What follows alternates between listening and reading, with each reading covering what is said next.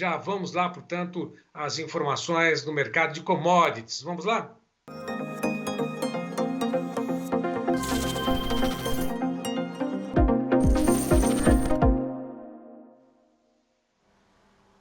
Fala, Maurício, boa tarde para você, tudo bem? Fala, Braga, boa tarde a toda a audiência do Tempo e Dinheiro. É isso aí. Nós temos o mês de março aí que reservou muitas surpresas, praticamente o início da guerra lá da Rússia contra Sim. a Ucrânia, ou enfim, esse mês de março uma oscilação muito forte também para várias commodities, disparadas para as commodities agrícolas, né, metálicas, petróleo e essa queda registrada por mês para a moeda norte-americana. Esse mês de março vai ficar marcado aí praticamente na história, não estão fazendo um balanço ainda, mas praticamente no final, né? Certamente foi um mês para algumas commodities, especialmente para o trigo e para o petróleo, são meses históricos, né? Outras commodities oscilaram, mas menos, né? Mesmo o milho, mesmo que subiu bem, mas nem perto do que fez, e a soja um pouco ainda a parte dessa situação como um todo, mais reflexos do Brasil e da Argentina nesse momento, né?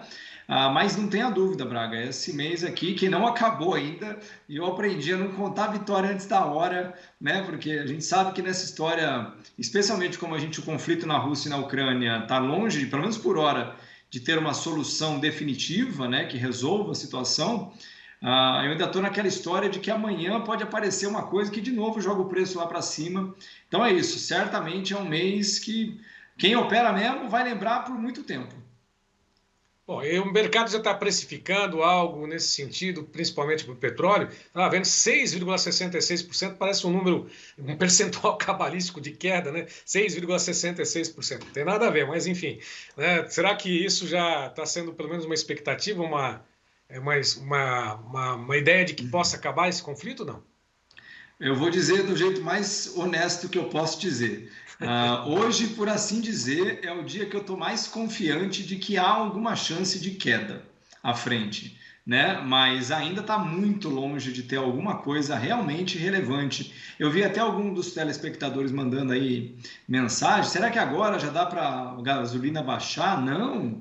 Ainda tem gasolina para aumentar nesse momento. A Petrobras está claramente contendo os preços nesse momento. Então, tendo em vista se a Petrobras de fato seguir a filosofia dela lá a estratégia comercial que ela diz adotar, ela teria que subir o preço da gasolina nesse momento e do diesel também, né? Então, é o que eu falei, pelo menos por hora, de novo, 6% parece um número grande, né? E é um número grande, mas é que no petróleo, tendo em vista o que ele tem feito, ele sobe 3, cai 8, sobe 7, então ele só está fazendo desse jeito agora. Então, como até comentei com o João na semana passada, só tem chance de fato de uma mudança estrutural nesses preços quando de fato a situação na Rússia acalmar de forma definitiva. Todo dia sai uma notícia nova, tem dia que acalma e tem dia que deixa nervoso, mas no fim das contas é o que eu falei, acima de $100 por enquanto não tem nenhuma perspectiva, de forma estrutural. Mas você sabe que tem muita gente que pede, inclusive, quando tem da tua participação, você falando sobre petróleo, falando sobre diesel, combustíveis em geral, o pessoal fala, deixa eu dar uma olhadinha, será que ele mostra o gráfico para gente, o que Claro está que mostra. acontecendo, a perspectiva para o futuro? Mostra para Vamos lá. gente então, vai, Vamos lá, Maurício, mostro para já. poder ter Eu vou uma mostrar, ideia do que está inclusive, uma acontecendo. coisa que Vamos lá. pouca gente conhece, Braga. Deixa eu mostrar aqui, pessoal. Isso aqui é o gráfico da gasolina em reais, tá? A gasolina, para quem não... A gasolina e o óleo diesel, além do petróleo, são commodities, elas são negociadas em bolsa. E essa aqui, Braga, é a conversão do preço em reais, né? O último aumento da Petrobras foi dia 10 de março, tá? 10 de março, deixa eu colocar uma linha aqui para as pessoas poderem ver direitinho. Aqui. Dia 10. Eu vou marcar mais ou menos aqui, tá, Braga? Só para as pessoas terem uma ideia aproximada. Ok. Mais ou menos por aqui, assim, eu fiz um xizinho aqui. Então, mais ou menos R$16 por galão, né? Só que porque lá é medida em galão, não em litros. Um galão é mais ou menos 3,6 litros, tá? Então, veja que agora, olha, a gasolina está abaixo. Então, o problema é que quando a Petrobras aumentou a gasolina aqui, ela aumentou abaixo. Então, ela deveria ter aumentado mais do que ela aumentou, cerca de 8% a mais. Então, nesse momento, a gente ainda está no prejuízo, por assim dizer. Ou seja, a Petrobras, ainda que de forma não admitida, está intervindo no preço da gasolina e do diesel. E esse aqui é o óleo diesel. que também é uma commodity negociada em bolsa, Braga, e era mais ou menos aqui, ó, que tinha que ter aumentado, em torno de 17 dólares por galão também, 17 reais, desculpa, e agora está 18. Então, na época, já tinha que ter corrigido para cima, e hoje o diesel em reais ainda está acima do preço do último ajuste. Então, veja que interessante. E esse aqui é o petróleo, só para as pessoas poderem ver. Esse aqui é o petróleo de fato mesmo, né? 104 dólares agora, o contrato que eu estou verificando, né? Chegou a 128 mais ou menos, 127. Então, assim, caiu, né? Mas se você for olhar de forma bem cuidadosa, caiu, mas nem tanto, né, Braga? Essa gordurinha aí que a gente fala que o dólar caiu um pouquinho e aí teria como compensar nessa alta do petróleo, praticamente não faz nem cócegas, né? Não faz. Nesse momento é o que eu falei. Para que a gente tenha alguma chance real. E detalhe, desculpa lembrar as pessoas, mas é verdade. E a gasolina subiu 25% porque o dólar estava em 5. Porque se o dólar tivesse em 5,80, a gente teria uma gasolina 15% acima do preço de hoje. Então nós estaremos falando em gasolina em alguns lugares a R$ 11. Então, nesse momento é bom lembrar que a gasolina subiu pouco, porque o dólar caiu. Né? Então, vamos dizer outro, é rir para não chorar, Braga. Infelizmente, a gente sente e paga em reais aí cada reajuste na bomba dos postos, né, de combustíveis. Agora, você falou sobre a moeda norte-americana e você tem falado ao longo dessas edições, sempre na participação com o João Batista, comigo, para todos que nos acompanham, até durante o Boteco, né, do Mal, Sim. às sextas-feiras que você tem essa conversa. Com relação a essa moeda norte-americana, chegou ao piso, você mesmo alertou na última sexta-feira, quando conversávamos, que ela recuou um pouquinho, mas era cedo ainda para poder dizer que ela ia cair de uma forma tão acentuada como caiu esse mês de março, Sim, né? Será que ela chegou ao piso, pode oscilar daqui para frente, como deve oscilar naturalmente ou não? É assim, é uma pergunta difícil agora, como eu falei, na época que eu falava para o João, quando estava 5,80, que para mim era uma queda clara, tipo assim, não tinha para onde o dólar ir que não fosse para baixo, né? Então, naquele momento, para mim era uma leitura óbvia, na minha opinião. O dólar cai 20%, chegou a 4,70 quase, 4,74, acho que foi 73. Então, agora, Braga, assim, ó, eu sempre falo que 2, 3% para lá ou para cá, né, não faz lá grande diferença. Então, o que eu tenho dito para os meus clientes e para os meus alunos, principalmente, né? A partir desse momento, não tenho mais um viés claro. Ou seja, dá para cair ainda? Tem jeito de cair ainda? Tem. Mas eu gosto de lembrar que o mercado se antecipa. O que eu quero dizer com isso? Tem muita gente apostando que assim que passar o conflito da Ucrânia, o dólar vai despencar. Mas o mercado de valores, normalmente, ele não espera a notícia acontecer, ele se antecipa. Então, como todo mundo por hora está vendo que o conflito na Ucrânia, por mais grave que seja, meio que já está andando num esquema meio central, ali, sabe, não tem grande previsão de algo muito inesperado, diferente de quando aconteceu a invasão. Né? Então, nesse momento, para te ser muito sincero, se eu fosse chutar um piso, e é só um chute, eu diria que não tem grande chance de perder 4,50. Tá? Mas é aquilo que eu falo, 4,70 e 4,50 já não é mais uma diferença tão grande. É em torno de 4%. Né? 5,80 para 4,70 é 20%. Né? Então, se você me perguntar, eu diria que a gente está muito próximo de um piso. Eu também gosto de lembrar que antes do Covid, né, antes do problema do Covid em março de 2020, o dólar já estava num patamar que rondava em torno de 4,20 antes da crise.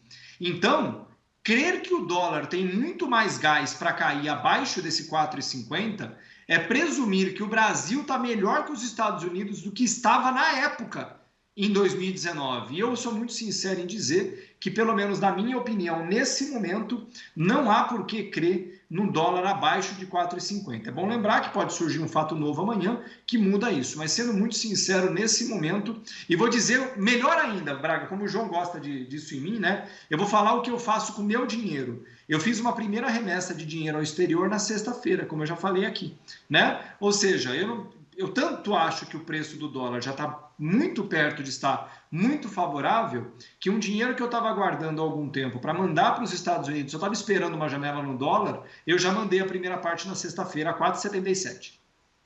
Ou seja, você está com pelo menos com uma expectativa de que o valor da moeda norte-americana nesse momento está num patamar adequado para fazer esse tipo de operação, né? favorável, né? Favorável. Ou seja, eu sempre digo, Braga, que eu não quero saber onde é que vai ser a mínima, né? O valor da mínima. Eu quero estar perto dela. Então, a última vez que eu mandei dinheiro, para você ter uma ideia, foi em junho do ano passado, quando bateu 4,90, eu mandei em 4,98, alguma coisa assim. Então, eu mandei 4,98, estou mandando agora 4,77. Então, tem mais para mandar ainda, ou seja, mas é isso. Eu quero estar o mais próximo possível do fundo. E esse é o ponto. Eu não gosto de falar, como muita gente fala por aí, sobre coisas que não faz, né? Então, eu estou falando do dólar, uma coisa que eu faço com o meu dinheiro, né? Que eu acho que o dólar está muito mais favorável do que esteve em qualquer local desde o Covid. Essa é a menor cotação do dólar, Braga, desde o início de março de 2020. Que é quando veio o lockdown. O menor, desde o início praticamente do Covid. Aí, isso, o Covid, se não me engano, teve um lockdown dia 10 ou 11 de março de 2020, para vocês terem uma ideia. É exatamente isso. Bom, adiante dessa situação, eu sei que vocês estão, nós aqui estamos na 6ª turma, né? Você e o João Batista, né? Com todos os 1000 alunos que já estão batendo aí praticamente esses cursos que você vem junto com o Tempo e Dinheiro, João Batista, Olívio e toda a equipe, oferecendo, né, essa troca de informações para todos que nos acompanham. Quando vocês falam a respeito do mercado de commodities, está aí o telefone 019-99510-5580, que é o telefone da Nádia, né, para poder mandar uma mensagem, escrever, né? Não telefona que ninguém vai atender. Não é para ligar que nem o João nem o Maurício vão estar atendendo ninguém, né? Muito menos a Nádia, mas manda mensagem. Eu queria saber se quando você fala de mercado de commodities, soja, café, milho, enfim, você fala também de travar a moeda norte-americana também nos patamares, ensina como isso é possível para poder eventualmente honrar compromissos lá na frente, né? Quem vai fazer uma compra de insumos em dólar, travar esse preço agora, talvez fosse uma oportunidade, né? Depende, porque nesse momento, de novo, se você puder travar você como comprador, portanto, quem compra um insumo que é em dólar, por exemplo, fertilizante, né, defensivo, conseguir um preço menor possível no dólar é o melhor negócio que existe. Quem é vendedor, como é o caso do agricultor que vende soja, milho, trigo, ele tem que travar o mais alto possível, porque quanto mais alto o valor do dólar, maior o valor do produto que ele vende. Então, são lados opostos. E é exatamente isso que você falou. Nesse patamar, no mínimo, como eu falei, né? Eu não sei se é a mínima, a gente não fica, né, naquela história dos caras que tentam ficar adivinhando o futuro. O que eu posso dizer é que 4,70, 4,75 é um dólar maravilhoso, tendo em vista que a gente teve basicamente R$6. 5,98 chegou no auge do Covid, né? Esse é o mínimo, portanto, que eu posso dizer, é muito mais favorável do que em qualquer outro momento. E sim, nesse curso de introdução que o João me convidou para produzir, que nós estamos chegando agora a 1000 alunos, né? O que me dá um orgulho danado, a gente mostra os primeiros passos exatamente nesse sentido, para que as pessoas possam compreender, através dessas ferramentas que a gente fala todo dia, opções sobre contratos futuros no mercado de valores, como é que você garante o seu preço, né? Garante suas margens. E até para aproveitar o exemplo, viu, Braga? Esse aqui é o exemplo da soja de maio, tá? Soja maio em reais, né? Veja que interessante, que a soja dispara de preço, mas como o dólar despenca, a soja ficou travada. Só que agora, a partir dessa semana, né, final da semana passada, com o início desse movimento de queda da soja, isso aqui é o que a gente chama de preço justo, tá? O preço justo da soja, sabe quanto que já caiu, não, Braga? Desde o dia 2 de março? Não imagino qual. 20 reais por saca. 20 por saca. E detalhe, eu disse, João disse, Vlamir Brandalize disse, para as pessoas não ficarem olhando. Garantam as suas margens. Agora, 20 reais abaixo, no mínimo não ficou tão bom. E que tal se você deixar de lado essa história de acreditar mesmo que tudo é sorte, tudo é reza, tudo é o inesperado, e não acreditar que há formas melhores, né, Braga, de controlar da porteira para dentro aquilo que você realiza da porteira para fora, que é a comercialização dos seus ativos. Não deixe isso para depois, né? Eu disse uma coisa hoje cedo para alguns alunos, e eu torço muito para eu estar errado, mas eu tenho a leve impressão que a soja a $17 vai deixar saudade. Ou seja, quem pôde, não concluiu, deixou de ganhar 20 reais, pelo menos, em cada saca no melhor momento. E exato. $17 pode não ser o teto nos próximos dias, nos próximos meses, na tua avaliação. É isso aí. Maurício, Só tenho que te agradecer mais uma vez, em nome do João Batista, toda a equipe do Tempo e Dinheiro. Amanhã a gente está de volta com outras informações. Eu sei que todo mundo fica atento e na expectativa de que você traga boas notícias para o mercado, né? Pelo menos Isso. aquela que é a boa notícia. Trava, né? Se proteja, né? Isso É. que acho que deve ser um mantra, né? Sempre, ô Braga, sabe por quê? Eu gosto de lembrar que esse é um mercado, qualquer um, me diz o nome de um mercado, eu vou dizer que ele é desse jeito. Ele não é um mercado onde você tem que ganhar todo o dinheiro da sua vida num dia. Ele é um mercado de longevidade. Portanto, é você conseguir ganhar o máximo que você puder ao longo do tempo, ao longo de 10, 20, 30, 40, 50 anos. E essas estratégias de travamento, olha o que está acontecendo no milho, por exemplo, no Brasil, que caiu R$ 20 a saca também. Só que o milho é de R$ 100. Né? Em alguns lugares, caiu 15, 20 reais. Ou seja, se trata de você se proteger, porque o mercado literalmente vai subir, vai cair, o que importa é o que o agricultor faz. E o nosso papel, e eu digo o meu papel nesse sentido aqui, é trazer informação, é trazer o melhor conteúdo possível para que ninguém mais tenha que ficar na torcida, rezando por um dia melhor. Que tal se a gente trouxer para dentro da porteira esse tipo de decisão, né? Braga, obrigado demais, obrigado pelo convite, uma ótima tarde a você e para todo mundo que nos assiste. É isso, um grande abraço para você, até amanhã.